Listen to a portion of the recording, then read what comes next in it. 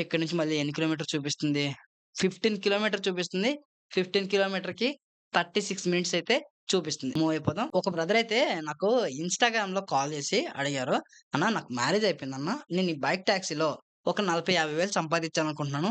ఫ్యామిలీతో హైదరాబాద్ వచ్చి నేను బైక్ టాక్సీ చేసుకోగలనా?" అని అడుగుతున్నారు. యెస్, మీరు బైక్ టాక్సీ చేసుకోగలరు. కానీ ఒక నెలలో 50,000, 60,000, 40,000 ఎర్నింగ్ చేయడం కుదరదు. మీరు ప్రతిరోజు ఒక 10 అవర్స్ వర్క్ చేస్తే ఒక నెలలో మీరు ఒక 25,000 ఎర్నింగ్స్ అయితే చేసుకోవచ్చు. ఓకేనా? లేదు 40,000 ఎర్నింగ్ చేసుకోవాలంటే మీరు చాలా హెవీ వర్క్ చేయాలి. ఫ్యామిలీని మర్చిపోవాలి. ఫ్యామిలీతో టైమ్ స్పెండ్ చేయకూడదు. ఇక్కడ బైక్ టాక్సీలో 12 అవర్స్, 15 అవర్స్ వర్క్ చేయాలి. మీరు తిండి తిప్పలు మానేయాలి.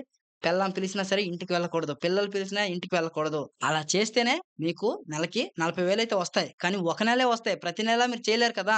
ప్రతి నెల చెయ్యాలనుకుంటే మరి మీకు పిల్లలెందుకు? పెళ్ళాం ఎందుకు? అవునా కాదా? నేను చెప్పే మాటలు మీకు కోపాన్ని తెప్పించొచ్చు. కానీ నిజాన్నే నేను మాట్లాడుతున్నాను. మనం మన ఫ్యామిలీకి టైమ్ స్పెండ్ చేయాలి. ఈ డ్యూటీ ప్రతిరోజు చేసుకుందే. ప్రాబ్లమ్స్ ఎప్పుడూ ఉండేవే. బైక్ టాక్సీ చేసుకోండి. బట్ లాంగ్ టైమ్‌లో చేయకండి. మీకెంత మనీ కావాలో అంత మాత్రమే వర్క్ చేయండి. చాలామంది రైడర్స్ పెళ్ళాం, పిల్లల్ని వదిలేసి అంటే వదిలేసంటే వాళ్ళు హ్యాపీగా బతకాలి. ఇంట్లో హ్యాపీగా ఉండాలని జెప్పి ప్రతి రైడర్ 15-18 అవర్స్ ఇక్కడ వర్క్ చేస్తున్నాడు. స్విగ్గీ చేస్తున్నారు, జొమాటో చేస్తున్నారు, బ్లింకిట్ చేస్తున్నారు. ఇలా చాలా ప్లాట్‌ఫార్మ్‌లో ఎర్నింగ్ చేసుకుంటున్నారు. లేడీస్ ఎవరైనా చూస్తూ ఉంటే గుర్తుపెట్టుకోండి. మీ ఇంటి యజమాని ఒక రోజుకి రూ. 1000 నుంచి 1500 సంపాదిస్తున్నాడంటే ఎంతలా కష్టపడుతున్నాడో ఆయనకే తెలుసు. ఈ రోజుల్లో గంట సేపు లేట్‌గా వస్తే ఎక్కడికెళ్ళావు ఏంటి అని చెప్పి 100 ప్రశ్నలేస్తారు. మగవాడు తన ఫ్యామిలీ కోసం పడే కష్టాన్ని మాత్రం గుర్తించరు. ఓకే భయ్యా! ఫైనల్‌గా డ్రాప్ లొకేషన్‌కైతే వచ్చేసాను. ట్రిప్ అనేది క్లోజ్ చేద్దాం. 103 అయితే చూపిస్తుంది. ట్రిప్ క్లోజ్ చేసేసిన.